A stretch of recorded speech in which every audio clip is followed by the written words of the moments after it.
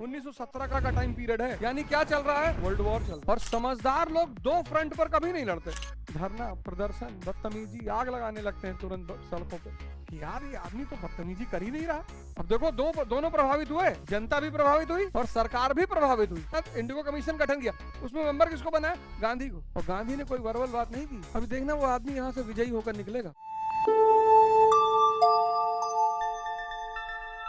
राजकुमार शुक्ला ने गांधी जी को इनवाइट किया और गांधी जी चंपारण पहुंचे। अब पूरा माहौल अपने दिमाग में रखो, 1917 का टाइम पीरियड है, यानी क्या चल रहा है, वर्ल्ड वॉर चल रहा है। और समझदार लोग दो फ्रंट पर कभी नहीं लड़ते। जैसे ही अब सुनना गांधी ने किया, तुम सिर्फ अपने जीवन में करने के तरीकों को बदल लो। अभी देखना वो आदमी यहाँ से विजयी होकर निकलेगा। पहला वनडे खेलने जा रहा है, पहले वनडे डेब्यू मैच में शतक मार के आएगा भारत में। तो तुम्हारी पहचान किस पे है, तुम्हारी उपलब्धि पे। तुम्हारी उपलब्धि किस पे है, तुम्हारे काम करने के तरीके पे। जैसे तुम एक बड़ा अजीब सा तुम लोग काम करते हो, मैं बड़ा उसको लेकर खुद भी बड़ा आश्चर्य में रहता हूँ कि तुम लोग कहते हो मैं स्टूडेंट हूँ, पढ़ने वाला हूँ, और पता तुम्हें कुछ नहीं है। तो जैसे ये बात तुमको बेचैन नहीं करती। काम जो करने का तरीका है वो तुम्हारा भविष्य निर्धारित करता है। गांधी जी पहुंचे चंपारण, और जैसे गांधी जी चंपारण पहुंचे, दो घटनाएं घटी। वर्ल्ड वॉर चल रहा है, दो घटनाएं। पहली घटना, कमिश्नर एपिसोड। चंपारण कमिश्नर ने गांधी से कहा कि तुम चले जाओ यहाँ। दरोगा ने नहीं, एसपी ने नहीं, कमिश्नर ने। 1917 का कमिश्नर। गांधी जी ने कहा मैं तो नहीं जाऊंगा। मैं क्यों जाऊं? तो जब कमिश्नर के आदेश का उल्लंघन किया तो चंपारण की जनता खुश बहुत,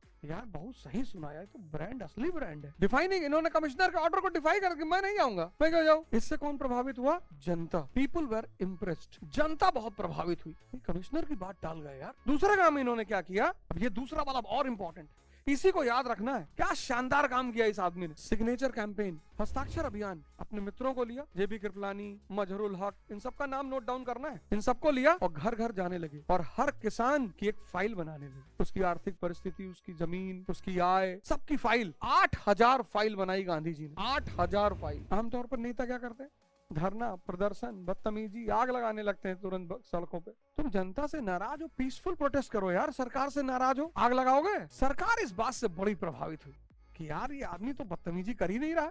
अब देखो दोनों प्रभावित हुए, जनता भी प्रभावित हुई और सरकार भी प्रभावित हुई। और जब सरकार प्रभावित हुई तो सरकार ने क्या किया, इंडिगो कमीशन का गठन कर दिया। ये देखो प्रभावित होने का नतीजा, इंडिगो कमीशन का गठन। और जब सरकार ने इंडिगो कमीशन का गठन किया तो गांधी को इसका मेंबर बना दिया। कौन प्रभावित हुआ? सरकार। और सरकार जब प्रभावित हुई तो किसको मेंबर बना, इंडिगो कमीशन गठन किया, उसमें मेंबर किसको बनाया, गांधी को। और गांधी ने कोई वर्बल बात नहीं की, एक होती मौखिक बात। गांधी ने कमीशन के सामने 8000 फाइल एविडेंस के रूप में रख दी कि साहब ये जब भी किसी से मिलने जाओ तो जब भी कोई बात करो तथ्यात्मक और सबूत के साथ करो। ये सीखो यहाँ पे। 8000 फाइल गांधी जी ने कमीशन के सामने रख दी कि ये 8000 फाइल है, देख लो। और जब कमीशन ने उन फाइलों को की इंक्वायरी कराई तो हर बात सही था। तुरंत कमीशन ने ऑर्डर दिया, गवर्नमेंट ने ऑर्डर दिया, कमीशन ने रिपोर्ट पेश की। तो रिजल्ट, तीसरा पॉइंट लिख लो, रिजल्ट तिनकठिया सिस्टम। कितना परसेंट कंपनसेशन? 25%। कि जितनी उगाही की है उसका 25% वापस कर। तो कुछ लोग कहने लगे पूरा नहीं वापस करा पाए, अरे उस प्रथा का अंत करवा दिया, वो नहीं दिखाई पड़ रहा है। ये देखो गांधी जी पहला सत्याग्रह किया चंपारण और विजयी होकर। इस एक्सपेरिमेंट का उन्हें फायदा ये हुआ, जब भी तुम कोई काम करते हो तो सीखते हो, क्योंकि यहाँ पे उन्हें भारतीय किसानों की स्थिति से वो अवगत हुए।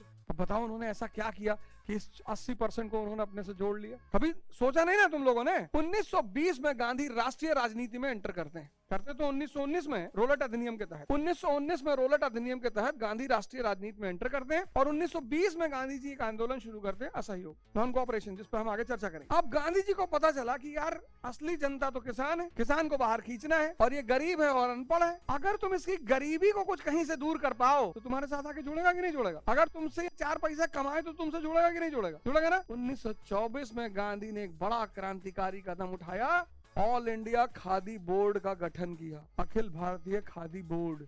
और इस खादी बोर्ड ने क्या किया, भारत के सारे शहरों में खादी आश्रम की स्थापना की। तो उन्होंने इस किसान से कहा कि अवध ओझा जी बाबू, बोले तुम डे टू डे की जो नेसेसिटी, एसेंशियल गुड्स जो हैं, कपड़ा, साबुन, तेल, मंजन, ये बनाओ और हमको दो। फिर हम कहां से बेचेंगे? शोरूम से। और इस प्रकार गांधी जी ने किसानों के आर्थिक इंटरेस्ट को कांग्रेस के साथ जोड़ लिया। ये समझाना है।